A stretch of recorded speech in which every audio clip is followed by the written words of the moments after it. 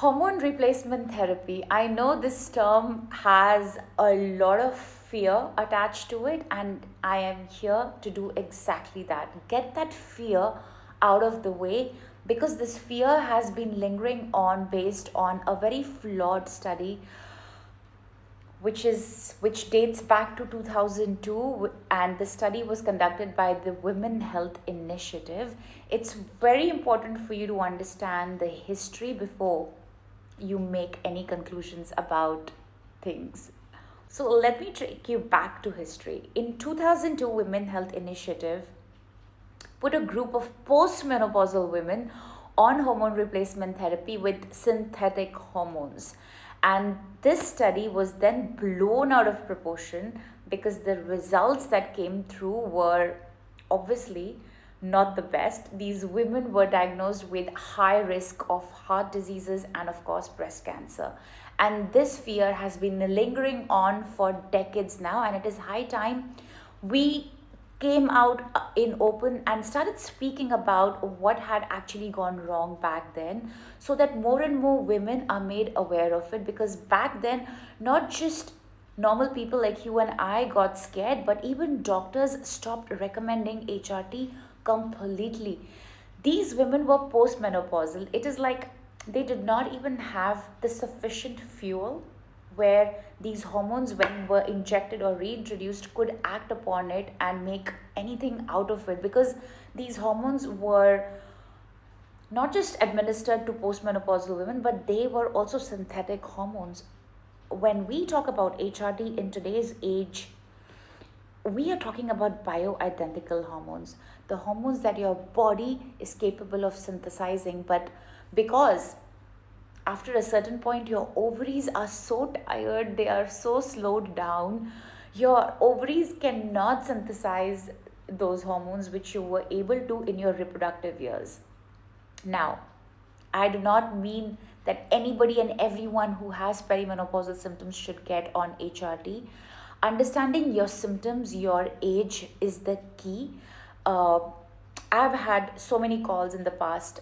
Most of my clients who are in their late 20s, early 30s are not perimenopausal, but their symptoms are perimenopausal. We do not put these clients on HRT. We assess their lifestyle, where they are at nutritionally, how are they sleeping, how are they hydrating, what supplements they are on. We try and fix this so that their body, which is quite capable of synthesizing these hormones, this is always the first line of action for women in this age group. Now, coming to women who are 35 and beyond and are doing everything in their capacity, whether it is a good nutrition plan, sleeping 6 to 7 hours a night, hydrating well, having protein in every meal, really planning their resistance trainings as per their cycles, and really being in that cycle syncing phase, and still having horrible symptoms like hair thinning. They're not able to lose that stubborn weight, they have anxiety, they're not able to sleep, they're waking up at 3 a.m. So these are two scenarios, and this is just for your understanding of where we categorically put women at, so we can suggest them to go for HRT. And HRT is not the only fix, by the way. If somebody who comes to me and is perimenopausal and is not doing all these things right, putting them on HRT is not going to help them. They really, really have to work on the foundation of health first. And on top of that, just like a cherry on the cake, HRT is administered. It's very important for you to assess your symptoms first with your practitioner and understand the dose, understand the mode of delivery that will be given, because there are certain hormones which work best when given orally. Some work best when given transdermally. So you have to really, really assess when you're choosing your practitioner. And it's just through awareness we make the right decisions. And it's always a trial and error. Not every hormone therapy which you do right away is going to give you instant results. Your body needs time to kind of assimilate the information and to make you feel like your old self again. So there is an element of compassion and patience for sure that comes along with also trusting the process. I'm making this video just so that I kind of am able to create that switch in some of your minds that HRT is not safe, because a lot of women that really need to be on HRT have outright declined that mode of treatment because that fear is so deeply conditioned and wired.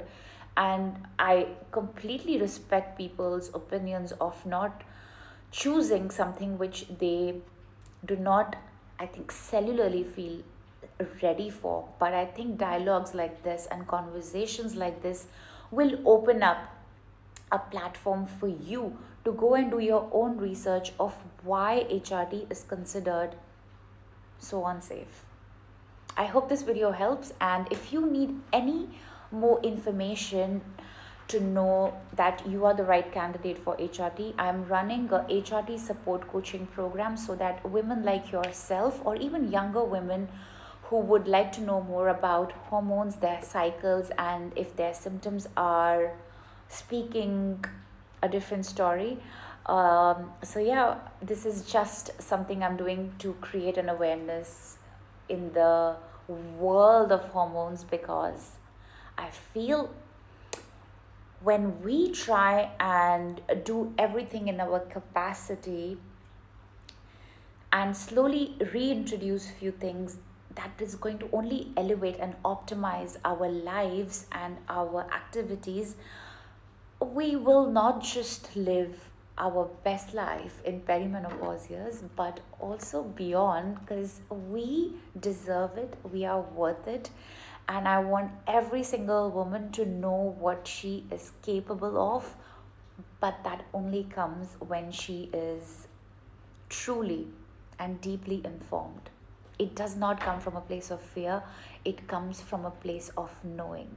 So I hope this video helped. And if you need any help to know anything about HRT, please refer to the show notes below and reach out. We can also get on a discovery call and I can help you break this mystery down a little bit more.